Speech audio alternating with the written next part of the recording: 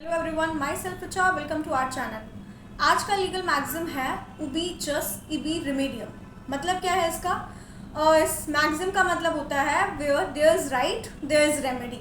अब इसको समझने के लिए बहुत आसान सी भाषा में हम ऐसे समझ सकते हैं कि सिंपली ये बोलता है कि अगर आपको अधिकार दिया गया, यानी अगर आपको राइट दिया गया है, तो उस राइट का प्रोटेक्शन भी अवेलेबल है। सिंपली हम इसको ये सिविल में यानी टॉर्ट में ज़्यादा यूज़ किया जाता है। इसको एग्जाम्पल से भी हम समझेंगे, लेकिन देखिए हम दोनों का ही एग्जाम्पल समझ लेते हैं। कॉन्स्टिट्यूशन का एग्जाम्पल लेते हैं। आपको सबको पता होगा कि from in part 3 from article 12 to 35 they are fundamental rights जो हम सिटीजन्स को अवेलेबल हैं अंडर इंडियन कॉन्स्टिट्यूशन। लेकिन आपको पता होना चाहिए कि अगर हमारा फंडामेंटल राइट वॉयलेट कर रहा है कोई, तो हमारे पास रेमेडी है। अब देखिए, राइट मिलना जो है वो क्या है? हमारा राइट है, यानी वहाँ पे मेरा राइट है, करेक्ट। और रेमेडी क्या है इसके लिए? तो whenever your fundamental rights get violated, you have the right, you have the remedy to go to Supreme Court and High Court respectively from Article 32 Supreme Court के लिए and 226 High Court के लिए। तो देखिए, अगर आपके पास अधिकार आपको दिया गया है,